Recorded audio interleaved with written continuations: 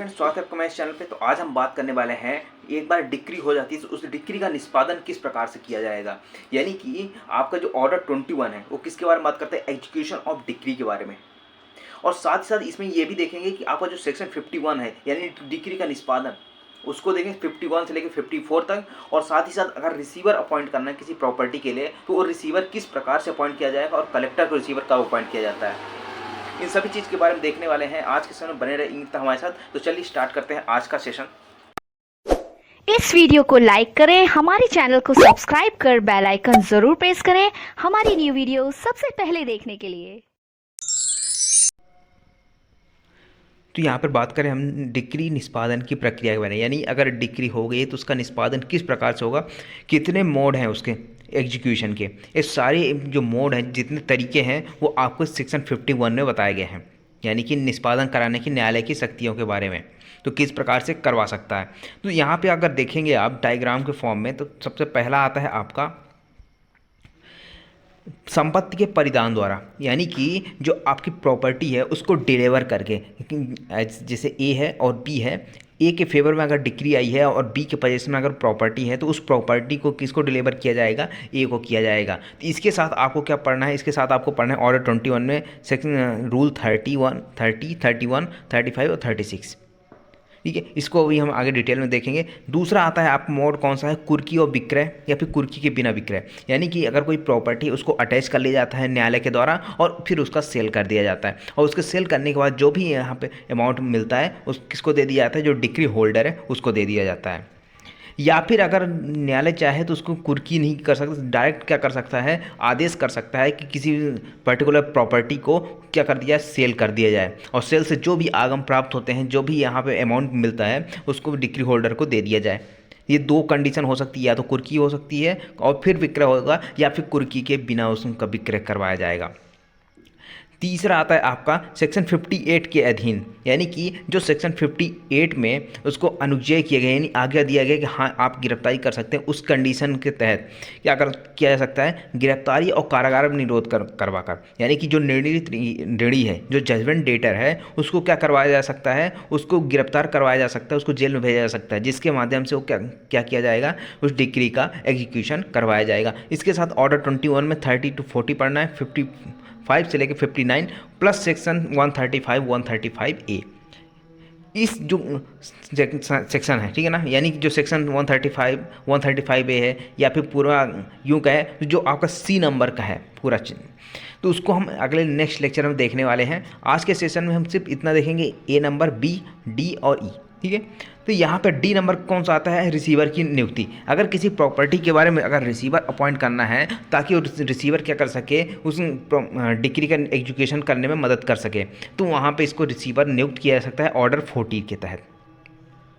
ये हो गया। अन्य रीति में कोई भी रीति आ सकती है, जो भी न्यायालय को उचित समझे, जो भी उसको लगता है जिससे कि अगर डिक्री का निष्पादन हो सकता है, चाहे जो भी रीति हो, जिससे भी डिक्री का निष्पादन करवाया जा सकता है, उसके माध्यम से क्या किया जाएगा, उस मोड से इस डिक्री का निष्पादन करवाया जाएगा। तो ये 4-5 चीज़ें आपने देखी। तो अब इसमें अब देखते हैं एक के बाद एक, लेकिन यहाँ पे एक देखेंगे, एक प्रोविजन दिया हुआ है सेक्शन 51 में।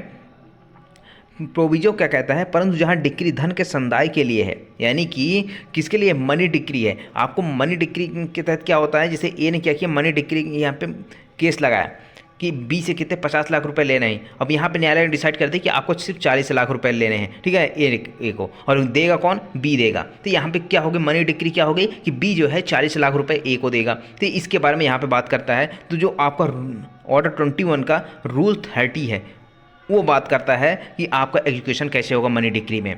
तो यहाँ पे बात करें, यह डिक्री धन के संदाय के लिए है, वहाँ कारागार में निरोध द्वारा निष्पादन के लिए आदेश तब तक नहीं दिया जाएगा जब तक कि निर्णय त्रिड़ी को इसके लिए हेतु प्रदर्शित करने का अवसर देने के पश्चात कि उसे कारागार में क्यों ना सुपुर्द किया जाए। अब जैसे मनी डिक्री होती है, तो मनी डिक्री में क्या किया जाएगा, जो निर्णय त्रिड़ी है, यानी कि जो जजमेंट डेटर है, जिसके अगेंस्ट में डिक्री पारित हुई है, जिसको पैसे देने हैं, तो उसके लिए क्या किया जाएगा, यहाँ पे तब तक उसको गिरफ्तारी का ऑर्डर जारी नहीं होगा जब तक कि उसको पर्याप्त अवसर ना दे दी जाए। यानी निर्णय त्रिड़ी जो है, आपका जो जजमेंट डेटर है, उसको पर्याप्त अवसर दिया जाएगा कि भाई आप बताओ, आपको क्यों गिरफ्तार नहीं किया जाए, आपको जेल में क्यों नहीं डाला जाए। तो ये चीज़ आपको उसको देनी होगी, इसका अवसर देना होगा, पर्याप्त अवसर देना होगा। न्यायालय को या अभिलिखित कारणों से यह समाधान जब तक नहीं हो जाता, क्या नहीं हो जाता कि निर्णय त्रिड़ी इस उद्देश्य से यह परिणाम पैदा करने के लिए डिक्री के निष्पादन में बाधा या विलंब हो। यानी कि अगर उसको लगता है, न्यायालय का समाधान हो जाता है कि जो निर्णय त्रिड़ी है वो क्या कर रहा है, बाधा उत्पन्न करेगा किस पे, निष्पादन, डिक्री के निष्पादन में, तो उसको क्या किया जा सकता है, गिरफ्तार करने के लिए भी किया जा सकता है। न्यायालय की अधिकारिता की स्थायी सीमाओं से फरार होने वाला या उन्हें छोड़ने वाला है निर्णय त्रिड़ी, तब भी उसको गिरफ्तार करवाया जा सकता है। ठीक है। दूसरा कहता है उस बात के संचित किए जाने के पश्चात जिसमें से वह डिक्री पारित की गई थी अपनी संपत्ति के किसी भाग को बेईमानी से अंतरित करता है। यानी कि जिस प्रॉपर्टी के बारे में वो डिक्री पारित की गई है वो बेईमानी से क्या कर रहा है, ट्रांसफर करना चाहता है निर्णय त्रिड़ी, तो उसको गिरफ्तार करवाया जा सकता है। लेकिन ये अगर ये सारी चीज़ें कंडीशन नहीं है तो उसको गिरफ्तार नहीं करवाया जाएगा और उसको पर्याप्त अवसर दिया जाएगा ताकि वह क्या कर सके, वहाँ पर अपना जवाब प्रस्तुत कर सके कि मुझे गिरफ्तार नहीं किया जाए, मेरे पास इतने पर्याप्त रीजन है जिसके कारण से मैं डिक्री का निष्पादन नहीं कर पा रहा हूँ। अगर न्यायालय को लगता है तो वहाँ पे उसको क्या कर दिया जाएगा, उसको पर्याप्त समय दे दिया जाएगा। अब इसके साथ और दो चीज़ और हैं। दो चीज़ क्या कहती है कि डिक्री की रकम या उसके पर्याप्त भाग का संदाय करने में साधन निर्णय त्रिड़ी के पास है या डिक्री की तारीख के पश्चात रह चुके हैं और वह उसे संदत करने से इनकार करता है। यानी कि अगर उसकी गिरफ्तारी तब भी की जाएगी, कब, जबकि मान लीजिए निर्णय त्रिड़ी जो है उसके पास पर्याप्त धन है, पर्याप्त वहाँ पे उसके प्रॉपर्टी भी है ताकि उसका डिग्री का एजुकेशन हो सकता है, लेकिन वह नहीं करता, वह इनकार करता है या उपेक्षा करता है, नेग्लिजेंस करता है, तो भी यहाँ पे उसकी गिरफ्तारी की जा सकती है। फोर्थ है आपका डिक्री उस राज्य के लिए है जिसका लेखा देने के लिए निर्णय त्रिड़ी वैश्वासिक हैसियत में आबद्ध था। यानी कि उसके पास फिड्यूशियरी रिलेशन है, स्टेटस है कि उसके विश्वास के तौर पे यहाँ पे क्या करे, उसको टाइम दिया गया है कि उस राज्य को क्या करे, उसका लेखा दे, यानी कि उसका जो भी लेखा होगा, कहाँ कैसे कितना प्रॉपर्टी है, ये सारी चीज़ करने के लिए। अगर बात है आबद्ध किस चीज़ से है, वैश्वासिक हैसियत से, यानी उसके ऊपर विश्वास तक वो करेगा, लेकिन फिर भी वहाँ पे अगर ऐसा करने से मना करता है, इनकार करता है, नहीं करता, तो उसको गिरफ्तारी करके यहाँ पे क्या किया जा सकता है, मनी डिक्री को एग्जीक्यूट करवाया जा सकता है।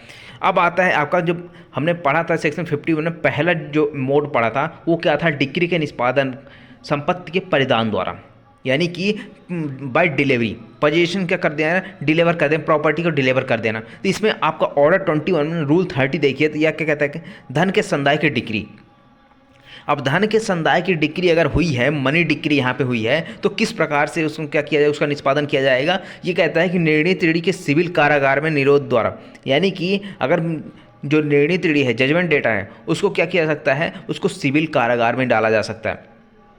लेकिन एक चीज़ आप और ध्यान रखिएगा, अगर यहाँ पे अगर किसी को सिविल कारागार में, सिविल जेल में भेजा जाता है ना, उसके लिए पैसे कौन देता है, पार्टी देती है। अगर ए चाहता है कि उसके फेवर में डिक्री हुई है और उसका उस डिक्री का एग्जीक्यूशन हो और किसके माध्यम से हो, बी के गिरफ्तारी के कारण हो, यानी बी को गिरफ्तार करवाया जाए, उसके बाद उसको जेल में भेजा जाए और वहाँ पे इसकी डिक्री का एग्जीक्यूशन करवाया जाए, तो इसके लिए क्या करना होगा, अगर ए चाहता है कि बी जेल जाए तो ए को पैसे जमा करने होंगे।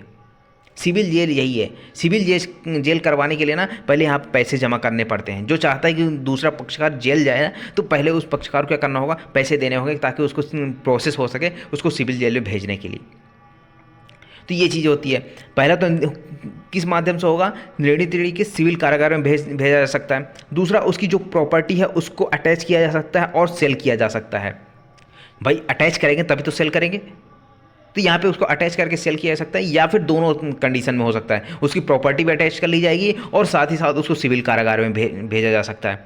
ये दो तरीके से हैं। अगर धन के संदाय की डिक्री हुई है तो उसकी इस दो तरीक़ों से क्या किया सकता है, तीन तरीक़ों से यहाँ पे उसको एग्जीक्यूट करवाया जा सकता है। पहला, निर्णय त्रिड़ी को सिविल कारागार में भेजा जा सकता है। दूसरा, संपत्ति की कुर्की और विक्रय किया सकता है, या फिर दोनों माध्यम से हो सकता है, यानी कि उसको गिरफ्तारी भी हो जाएगी और दूसरा उसकी प्रॉपर्टी सेल या कुर्की भी हो जाएगी। नेक्स्ट क्या आता है आपका रूल 21, ऑर्डर 21 रूल 31। ये क्या कहता है, बेनिफिट्स जंगम संपत्ति, यानी कि मूवेबल प्रॉपर्टी की बात करता है। अगर मूवेबल प्रॉपर्टी के लिए डिक्री हुई है तो उसके लिए उसका एग्जीक्यूशन किस प्रकार से किया जाएगा, तो यहाँ पे कहता है उपनियम 1, यदि डिक्री जंगम वस्तु या किसी बेनिफिट जंगम वस्तु के अंश के लिए है, यानी कि कोई जंगम वस्तु है, ठीक है, उसके किसी भाग के लिए हुई है, किसी अंश के लिए, किसी पार्ट के लिए हुआ है, ठीक है, या तो पूरा का पूरा जंगम संपत्ति होगा या फिर उसका कुछ पार्ट होगा, तो उसके लिए अगर किया गया है ना, तो जंगम संपत्ति के परिदान द्वारा, यानी कि न्यायालय क्या आदेश कर देगा कि भाई आपके पास जो ये जंगम संपत्ति है जिसको एक जगह से दूसरी जगह ले जा सकता है, तो उसको क्या किया जाएगा, बोला जाएगा कि इसको आप डिलीवर कर दो, किसको? जो डिग्री होल्डर है उसको। दूसरा, निर्णीत ऋणी को सिविल कारागार में निरोध करके, यानी कि उसको सिविल जेल में भी भेजा जा सकता है। तीसरा आता है उसकी संपत्ति को कुर्की द्वारा, यानी उसकी जो संपत्ति है किसकी? निर्णीत ऋणी की। जो जजमेंट डेटर है जिसके अगेंस्ट में डिग्री पारित हुई है वो क्या कर सकता है कि उसको संपत्ति को कुर्की किया जा सकता है। ये 3 चीज़ हो गई। लेकिन अब दूसरा चीज़ यहाँ पे एक और आता है, 2 कंडीशन यहाँ पे बताई गई है कि यदि उपनियम 1 के अधीन कुर्की 3 महीने के लिए प्रवृत्त रह चुकी है, यानी कि जो संपत्ति की कुर्की करने के बाद बात आई है उपनियम 1 में, तो वहाँ पे क्या है कि अगर कुर्की कर लेंगे तो अगर कुर्की 3 महीने तक हो चुकी है, यानी जैसे आज कुर्की किया गया, ठीक है, और आज से 3 महीने तक यहाँ पे कुछ नहीं हुआ, 3 महीने तक क्या हुआ? कुर्की समाप्त हो चुकी है, ठीक है। और 3 महीने के अंदर ही, अगर इस 3 महीने के अंदर ही अगर डिग्री होल्डर ने क्या किया है? उस कुर्क संपत्ति के लिए विक्रय के लिए आवेदन किया है तो उसकी विक्रय की जाएगी। अगर निर्णीत ऋणी ने जो पेमेंट वगैरह नहीं किया, उसका एग्जीक्यूशन नहीं किया, तो उसकी जो कुर्की की हुई है उसकी संपत्ति को उसको क्या कर दिया जाएगा? विक्रय कर दिया जाएगा। लेकिन तभी किया जाएगा विक्रय जब डिग्रीदार ने आवेदन किया हो। किसके लिए? जो संपत्ति कुर्क की है उसके विक्रय के लिए आवेदन किया गया हो, ठीक है। ये 3 महीने के अंदर अगर आवेदन हुआ है तो, अगर 3 महीने बीत गए हैं कुर्की को और साथ ही साथ उसने आवेदन नहीं किया, ठीक है, और या फिर और निष्पादन करने के लिए तैयार है, जो आज्ञानुवर्तन था, यानी यहाँ पे आज्ञानुवर्तन नहीं किया तो उसकी प्रॉपर्टी सेल करने के लिए आवेदन किया था तो वहाँ पे सेल कर दी जाएगी। लेकिन यहाँ पे कहता है कि यदि आज्ञानुवर्तन कर दिया गया है, यानी कि जो निर्णीत ऋणी था उसने वो मान गया कि हाँ मैं अपने जो डिग्री था अपने मेरे अगेंस्ट में था उसका एग्जीक्यूशन करूँगा, तैयार हो गया। या फिर 3 महीने के अंत होने तक विक्रय का आवेदन नहीं किया गया, यानी कि 3 महीने का अंत हो गया फिर भी वहाँ पे डिग्रीदार ने आवेदन नहीं किया कि उसकी जो प्रॉपर्टी कुर्की की है उसका विक्रय कर दिया जाए, तो यहाँ पे क्या किया जाएगा? जो कुर्की है वो समाप्त हो जाएगी, ठीक है। तो कुर्की 2 तरीके से समाप्त होगी, या तो उसने आवेदन नहीं किया गया होगा उस 3 महीने के अंदर, या फिर उसमें वो क्या होगा? जो निर्णीत ऋणी है और उसने आज्ञानुवर्तन कर दिया, यानी उस डिग्री का निष्पादन करने के लिए तैयार है, तब कुर्की समाप्त हो जाएगी। ये 2 कंडीशन यहाँ पे आ गई। ये हो गया, बात हो गई आपकी जंगम संपत्ति यानी कि मूवेबल प्रॉपर्टी। अब आती है बात इमूवेबल प्रॉपर्टी की, यानी स्थावर संपत्ति की बात आती है, जो आपका ऑर्डर 21 रूल 35 में बताया गया है। ये क्या कहता है कि स्थावर संपत्ति के परिधान द्वारा ये जिसके कब्जे में है वो हटने से इनकार करे तो उसे वहाँ से हटाकर। अब ए है, ए के फेवर में डिक्री आई कि आपके जो प्रॉपर्टी स्थावर संपत्ति है किसके कब्जे में है? बी के कब्जे में है। तो यहाँ पे क्या किया जाएगा? इसके कब्जे में जो प्रॉपर्टी है उसको डिलीवर करवाया जाएगा। किसके कब्जा किसको दिलाया जाएगा? ए को दिलाया जाएगा। क्यों? क्योंकि इसके फेवर में डिक्री आई है, पहला कंडीशन। दूसरी कंडीशन ये हो सकती है कि यहाँ बी के पोजीशन में है और बी हटने से वहाँ इनकार करता है कि भाई मेरा पोजीशन है, मैं यहाँ से नहीं हटूंगा, डिक्री हो गई है। तो यहाँ पे क्या किया जाएगा? बी को लीगली इसको हटाया जाएगा यहाँ पे। क्यों? क्योंकि यहाँ पे डिक्री तो हो चुकी है ना ए के फेवर में। अगर बी चाहता कि नहीं हटाया जाए तो भाई वो अपील कर सकता है और जो हायर कोर्ट है वहाँ पे जा सकता है। लेकिन यहाँ पे अगर एक बार डिक्री होगी तो इसको हटाया जा सकता है बी को, और पोजीशन किसको दिया जाएगा? ए को दिया जाएगा। ये स्थावर संपत्ति के डिक्री के निष्पादन की बात करता है। अब दूसरी चीज़ ये भी हो सकती है, जैसे बी की प्रॉपर्टी थी और बी ने कब्जा किया हुआ था मान लीजिए, और ए के फेवर में डिक्री आई और बी ने कब्जा किया था, लेकिन इसकी जो प्रॉपर्टी थी इसमें किराएदार रहते थे। तो उस किराएदार के क्या होगा? क्या उसको हटा दिया जाएगा या नहीं हटाया जाएगा? इसके बारे में बात करता है आपका जो रूल 36 है, ऑर्डर 21 का रूल 36। जब स्थावर संपत्ति अभिधारी के अभियोग में है, अभिधारी का मतलब जो टेनेंट होते हैं, जो किराएदार होते हैं, उनके कब्जे में है अभी, तब ऐसी संपत्ति के परिधान के लिए डिक्री, जहां डिक्री किसी ऐसी स्थावर संपत्ति के परिधान के लिए हो जो ऐसी अभिधारी या अन्य व्यक्ति के अधिभोग में हो, जो उस पर अधिभोग रखने का हकदार है। यानी ऐसा टेनेंट जो उस पर अपना हक रखता है, यानी वो हकदार है किस चीज़ के लिए? उस पर अधिभोग रखने के लिए। भाई वो रेंट दिया होगा, 1 साल का रेंट एग्रीमेंट बनवा लिया और वहाँ पे रहता है, ये भी हो सकता है। तो और डिक्री द्वारा इस बात के लिए आबद्ध नहीं है, यानी कि डिक्री में ऐसी कोई बात नहीं लिखी है कि जो टेनेंट है उसको हटाया जाए, या फिर जो टेनेंट है और अपना जो यहाँ पे रहता है अधिभोग है उसको त्याग दे। ऐसा कुछ भी डिक्री में नहीं लिखा हुआ है। तब न्यायालय क्या करेगा, वहाँ पर न्यायालय यह आदेश देगा कि संपत्ति में के किसी सहज दृश्य स्थान पर वारंट के प्रति को लगाकर और संपत्ति के संबंध में कि डिक्री के सार को किसी सुविधाजनक स्थान पर डोरी पिटवाकर या अन्य रूढ़ि ढंग से अधिभोगी घोषित करके परिवादित किया जाए। यानी कि परिधान तो कर देगा, भले 1 साल का रेंट एग्रीमेंट मान लीजिए बनवा लिया, ठीक है, टेनेंट ने, और टेनेंट 1 साल तक रहेगा भाई। अगर 6 महीने के, जैसे आज से क्या हुआ, इसने टेनेंट आया उस प्रॉपर्टी पर और आज से 6 महीने के अंदर क्या हुआ कि उसको कब्जा मिल गया, किसको, जो लीगली ए था और बी के पोजीशन में था, बी ने इसको टेनेंट बनाया था। ए को क्या हुआ, ए के फेवर में डिक्री आ गई तो 6 महीने तो बचे हैं टेनेंट के पास, वहाँ पे रह सकता भाई, वहाँ का हकदार है वो रहने का। तो यहाँ पे क्या किया जाएगा, इसको तो यहाँ पे अभी रहने दिया जाएगा, अगर डिक्री में ऐसा कुछ भी नहीं लिखा है उसको हटाने का।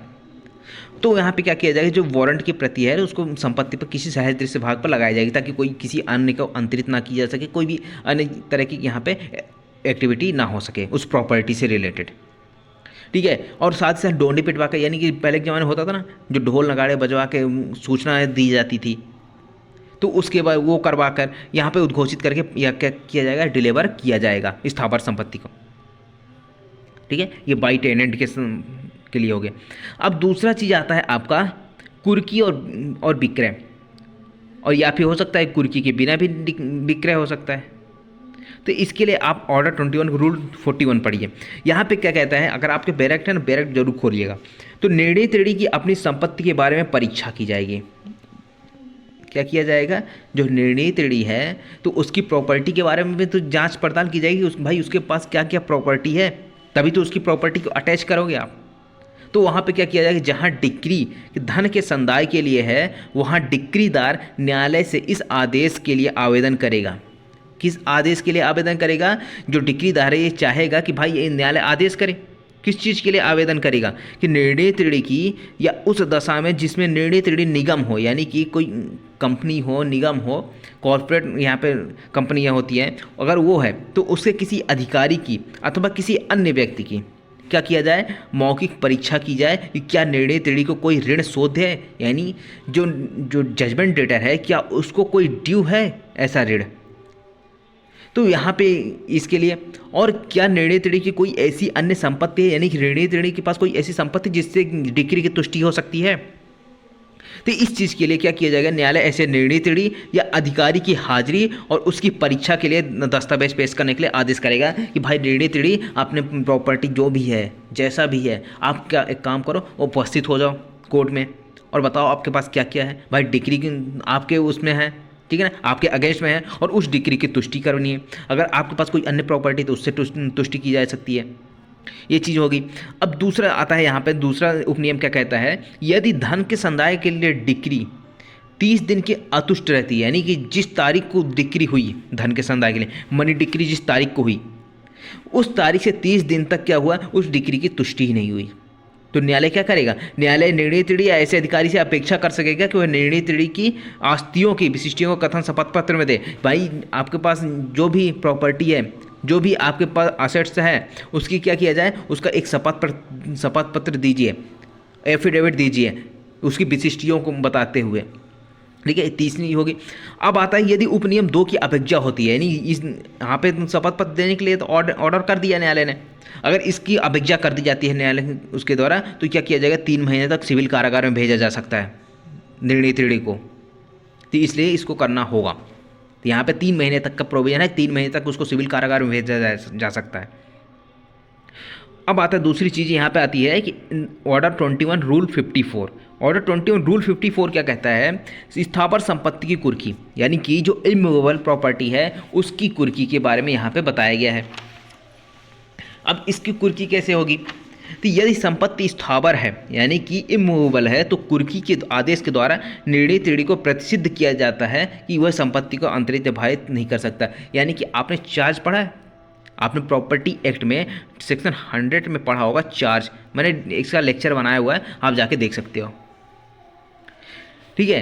तो यहाँ पर ना तो उस प्रॉपर्टी को, यानी जब कुर्क की जाती है उस स्थावर संपत्ति को, तो उसमें आदेश क्या किया जाता है कि जो निर्णय त्रीड़ी है वो ना तो उस प्रॉपर्टी को अंतरित करता है, ट्रांसफ़र कर सकता है किसी अन्य व्यक्ति को, ना ही उस पर चार्ज हो सकता है उस प्रॉपर्टी पे किसी का। ऐसी कुर्की की जाए, कुर्की के माध्यम से इस प्रकार का आदेश किया जाएगा। उसके बाद क्या होगा, अगर सेल करने की नौबत आती है तो वहाँ पे सेल भी कर दिया जा सकता है। ये हो गई। अब आता है ऑर्डर 21 रूल 58, कुर्क की गई संपत्ति पर दावों को और ऐसी संपत्ति की कुर्की के बारे में आक्षेप के नाम, यानी कि अगर जो संपत्ति कुर्क की गई है जिस प्रॉपर्टी को, अगर वहाँ पे कोई आपत्ति आती है, कोई आक्षेप लगाता है कि भाई इस प्रॉपर्टी को यहाँ पे कुर्क नहीं किया जा सकता, तो पहले उस आक्षेप को सुना जाएगा, उसके बाद आगे की प्रोसीडिंग उसमें की जाएगी। ये आपका रूल 58 कहता है। उसके बाद आता है रूल 64। 64 क्या कहता है, कुर्क की गई संपत्ति के विक्रय किए जाने और उसके आगम का हकदार व्यक्ति को दिए जाने के लिए आदेश करने की शक्ति। अब जैसे निर्णी तिड़ी है, ठीक है, इसकी एक प्रॉपर्टी थी, इसको 5 लाख, इसके देखिए बी की प्रॉपर्टी है, ठीक है, और ए के फेवर में डिक्री आई। अब ए चाहता है कि इस बी से 5 लाख रुपए लिया जाए। अब प्रॉपर्टी कितने की है, इस बी की 6 लाख की, तो 5 लाख तो इससे क्या कर लिया जाएगा, इसको दे दिया जाएगा ए को, बाकी बचे 1 लाख। तो 1 लाख को जो भी खर्चे होंगे उस खर्चे को काटने के बाद इस बी को लौटा दिया जाएगा। ठीक है, तो यही चीज़ यहाँ पे ऑर्डर 21 के रूल 64 में कहता है। ठीक है, अब आता है आपका नेक्स्ट था आपका गिरफ्तारी और निरोध। ठीक है, सेक्शन 58 के साथ देखना है, इसको हम नेक्स्ट लेक्चर में देखेंगे। लेकिन अभी अब देखिए जो आपका सी नंबर का पॉइंट था या डी नंबर का, यहाँ पे क्या था, रिसीवर की नियुक्ति। रिसीवर की नियुक्ति किस प्रकार से की जाएगी और यहाँ पे कैसे क्या इसके प्रोविजन दिए गए हैं, तो आपका ऑर्डर 40 देखना पड़ेगा। तो ऑर्डर 40 देखेंगे तो यहाँ पे चार चीज़ें बताई गई हैं। पहला कहता है कि संपत्ति का रिसीवर डिक्री के पहले या पश्चात नियुक्त किया जा सकता है, यानी कि अगर न्यायालय चाहे तो डिक्री के पहले भी उस रिसीवर को नियुक्त किया जा सकता है और डिक्री के बाद भी रिसीवर को नियुक्त किया जा सकता है। रिसीवर के क्या कर्तव्य होते हैं, कैसा काम रहता है इनका, हम आगे अभी डिस्कस करेंगे। ठीक है, हाल फिलहाल अभी तो ये देखिए कि यहाँ पे रिसीवर कब अपॉइंट किया जा सकता है, अगर पूछा जाए तो क्या बोलेंगे कि डिक्री के पहले भी किया जा सकता है और डिक्री के बाद भी किया जा सकता है रिसीवर अपॉइंट।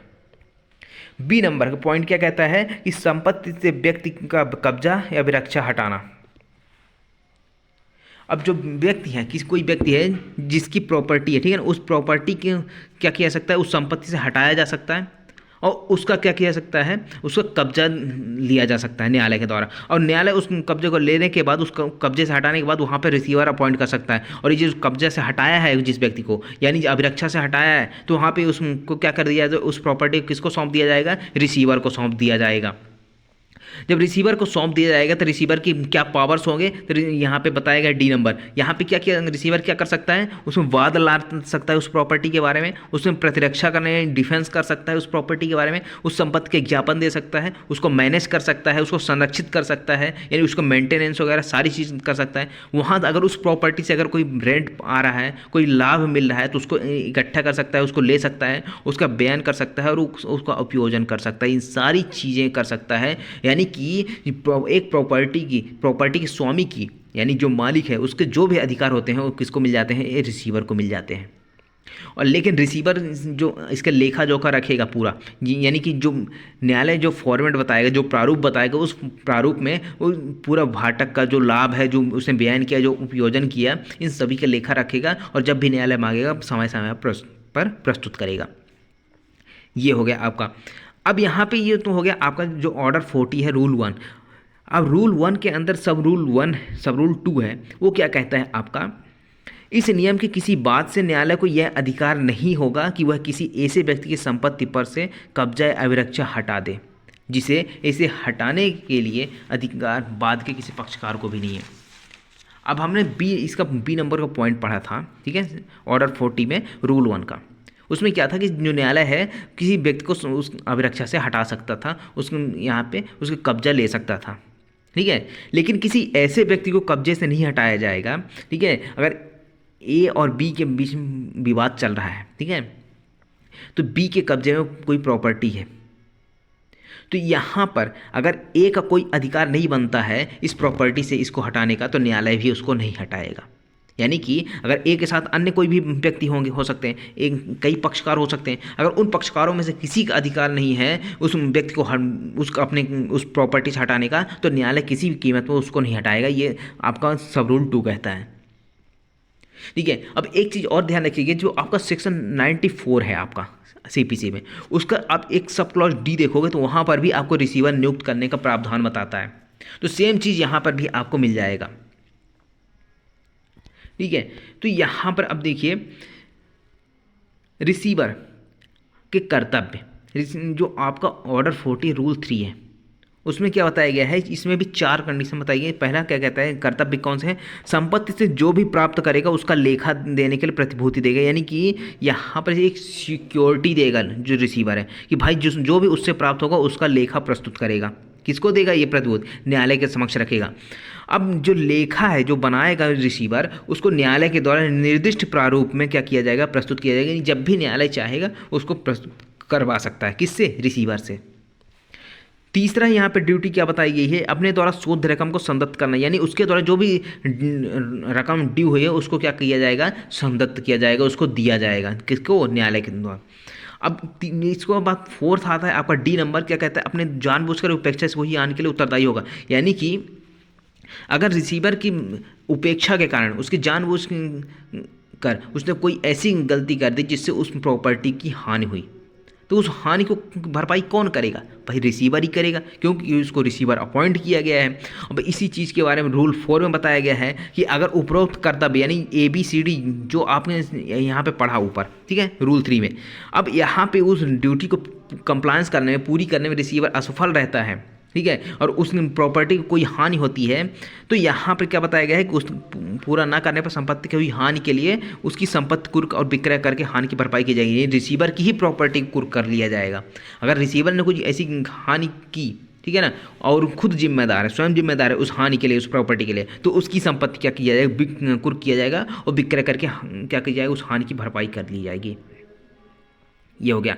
अब रूल 5 क्या आता है आपका कि कलेक्टर को रिसीवर नियुक्त करना, यानी कि कोई ऐसी प्रॉपर्टी है जिससे रेवेन्यू जाता है गवर्नमेंट को, सरकार को, तो वहाँ पे क्या किया जाए, कलेक्टर को अपॉइंट किया जाएगा रिसीवर, लेकिन कलेक्टर की सहमति के बाद, यानी कि कलेक्टर से सहमति ली जाएगी, उसके बाद उस कलेक्टर को क्या किया जाएगा, यहाँ पे रिसीवर नियुक्त किया जाएगा। ये हो गया आपका ऑर्डर 40। अब आता है आपका जो सेक्शन 52, ठीक है, 52, 53 और 54, इसको अब देखते हैं। अब बात करते हैं सेक्शन 52 की, ठीक है, विधिक प्रतिनिधि के विरुद्ध डिक्री के प्रवर्तन, ठीक है। अब यहाँ पे आपने एक सेक्शन पढ़ा होगा सेक्शन 50 CPC की, उसमें विधिक प्रतिनिधि के बारे में बताया गया है।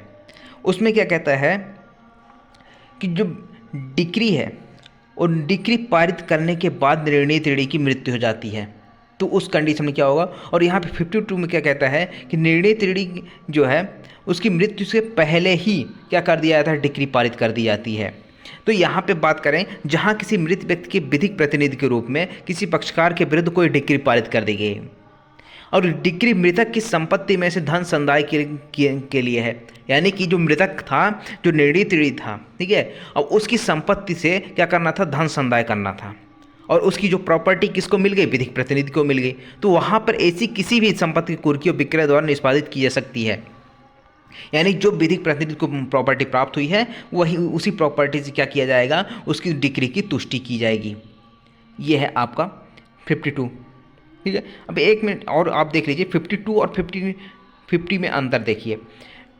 जो सेक्शन 50 है वो विधिक प्रतिनिधि के बारे में बात करता है, 52 डिक्री के विरुद्ध विधिक प्रतिनिधि के विरुद्ध डिक्री के प्रवर्तन की बात करता है। तो इसमें क्या होता है, जो सेक्शन 50 है उसमें डिक्री पारित करने के बाद निर्णीत ऋणी की मृत्यु हो जाती है, यानी कि जैसे डिक्री पारित हुई उसके बाद क्या हुआ कि निर्णीत ऋणी की मृत्यु हो गई, तो उसकी जो प्रॉपर्टी होगी, जो भी उसके विधिक प्रतिनिधि को प्राप्त होगी, उससे क्या किया जाएगा, डिक्री की तुष्टि की जाएगी। लेकिन 52 कहता है कि इसमें डिक्री पारित होने के पहले निर्णीत ऋणी की मृत्यु हो जाती है, यानी डिक्री पारित नहीं हुई अभी, लेकिन उसके पहले ही क्या हो गया है, यहाँ पर मृत्यु हो जाती है। दूसरा कहता है विधिक प्रतिनिधि उस परिणाम तक दायी होगा जितना मृतक की संपत्ति प्राप्त है, यानी कि विधिक प्रतिनिधि अपनी प्रॉपर्टी नहीं देगा उसमें डिक्री की तुष्टि के लिए, जितनी प्रॉपर्टी विधिक प्रतिनिधि को मिली है मृतक से, उसी से क्या होगी, उसकी तुष्टि होगी। इसमें कहता है उस रीत से निष्पादित की जाएगी मानव डिक्री उसी के विरुद्ध पारित हुई है, ठीक है। तो यानी ऐसा माना जाएगा कि जो डिक्री है किसके विरुद्ध पारित हुई, विधिक प्रतिनिधि के विरुद्ध ही पारित हुई है, ऐसा माना जाएगा यहाँ पे। और उस प्रकार से यहाँ पे क्या किया जाएगा, उसकी तुष्टि करी जाएगी। ठीक है। अब सेक्शन 51 हमने देख लिया है। अब सेक्शन 53 की बात करते हैं, पैतृक संपत्ति का दायित्व। अब पैतृक संपत्ति क्या होता है, पहले तो ये देखिए, पैतृक संपत्ति होता है आपके 3 पीढ़ियों से, जो 3 पीढ़ियों पहले की प्रॉपर्टी है, यानी कि अगर कोई प्रॉपर्टी है वो 3 पीढ़ियों की है तो क्या कहलाएगी, पैतृक संपत्ति। जैसे ए है, ठीक है, इसके पास अभी प्रॉपर्टी है और ये प्रॉपर्टी इसके पिताजी को मिली, यानी बी, इसको कहाँ से मिली, इसके पिताजी से, इनको कहाँ से मिली, सी को डी, इनके पिताजी से, यानी कितनी, इसकी 3 पीढ़ियाँ हो गई, एक बी, सी और डी, ये 3 पीढ़ियों की प्रॉपर्टी है। इसको क्या माना जाएगा, इसको पैतृक संपत्ति माना जाएगा। ये इसमें और ज़्यादा कुछ नहीं है। इसमें आता है आपका सेक्शन 54 क्या कहता है, संपदा का विभाजन या अंश का पृथक्करण के बारे में बात करता है। जो अगर संपदा का विभाजन करना है या अंश का पृथक्करण करना है, वो कलेक्टर के यहाँ पे क्या किया गया है, कलेक्टर के नियुक्त किया जाएगा और इसके संपदा का विभाजन करवाया जाएगा। ठीक है, और कुछ नहीं है इसमें। तो आई होप आपको पूरा समझ में आया होगा 54 तक के प्रोविजन। अगले लेक्चर में हम पढ़ने वाले हैं आपका कि जो आपका 58 है, जो सेक्शन 58 है, उसमें किस तरह के प्रोविज़न दिए हैं, कब गिरफ्तारी किया जाएगा, कब नहीं, इसके बारे में यहाँ पे डिटेल में चर्चा करने वाले हैं।